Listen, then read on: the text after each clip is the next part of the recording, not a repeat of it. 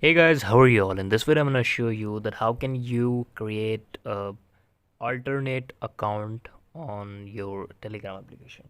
So how can you do that? You just have to go on your Telegram. This you can see this is the home page where I meant to be. So just wait for seconds.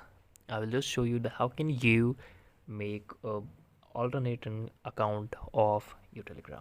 So you just have to go on your profile here and you can see there's a lot of option, and we will just go on the settings and you have to scroll to the down. You can see there is privacy and security option here, and when you go more scroll down you can see there is option. Let me just do that. So you can add another account on here. So basically you can just enter your mobile number and verify it with Telegram, and you can log in with your second account here.